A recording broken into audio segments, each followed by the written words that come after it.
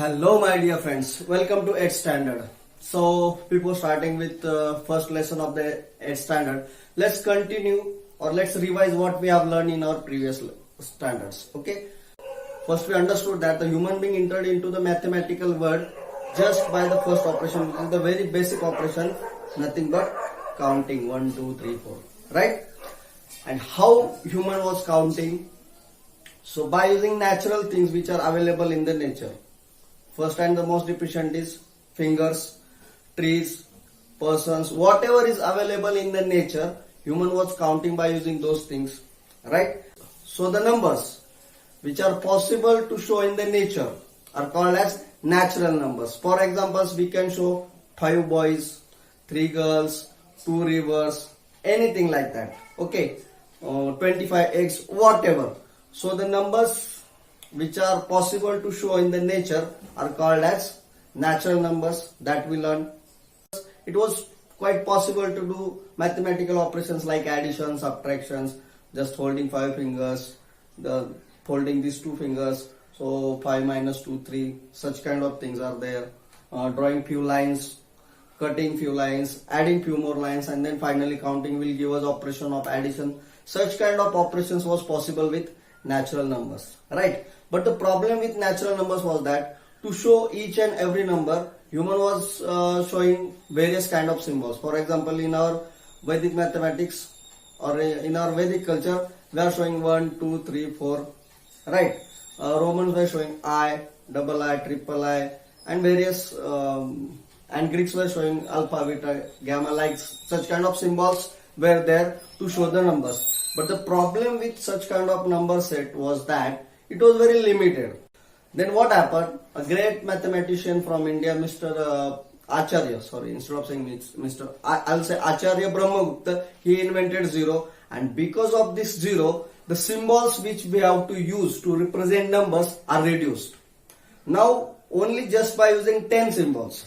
Which 10 symbols? 0, 1, 2, 3, 4, 5, 6, 7, 8, 9. Just by using these 10 symbols, we are able to show any number, right? So because of this zero, the set of number, it get one completeness, right? Before it was incomplete. We can say it was incomplete because the most known numerical system was the Roman numbers, which were to represent, it was having limitation up to 5,000, 10,000 like this, right? But because of the invention of zero, it become possible to show any numbers just by using these limited symbols from 0 to 9. So this 0 gives a completeness to the set of the number symbols of the numbers. So it is called as so this numerical set now is called as whole numbers. So the natural numbers included 0. New set is invented which is called as whole numbers. Okay, so first we learned natural numbers which are possible to show in the nature. Second, we learned whole numbers, natural numbers included 0. So because of 0, what happened? Calculation become easier. The concept of carrying, borrowing comes into existence, right? Area of use of mathematics expands, right? Now human started his progress in mathematics. So as he progressed in mathematics, science and other technologies, he comes into a state where he has to count or calculate things which cannot be seen by human eyes. For example, temperature. You cannot show, you can just feel it, right? So to count such kind of things, a new set is required, and that set contains negative numbers. That set is named as integers. So what is the case of integer? We consider one level. That level is considered as 0. Now above that level, whatever is above that level, it is considered as positive. Whatever is below that level, that is considered as negative. For example, the temperature of ice, we consider it as 0 temperature.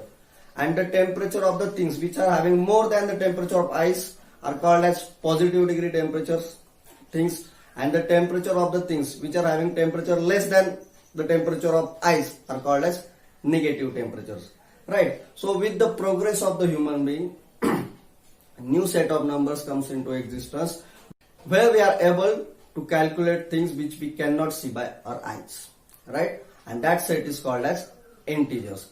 So in our previous standards we learned natural numbers, whole numbers, integers. Now in this standard we are going to see rational numbers. So let us see what is meant by rational numbers. First we saw what is meant by natural numbers like this. 1, 2, 3, 4, 5, 6. 6 lines we can show it. 6 natural numbers. Then we saw what is meant by integers. Integer basically is having one level. That level is considered as 0, and above that level means more than that level is considered as positive, and below that level means less than that level is considered as negative. So first we saw these natural numbers.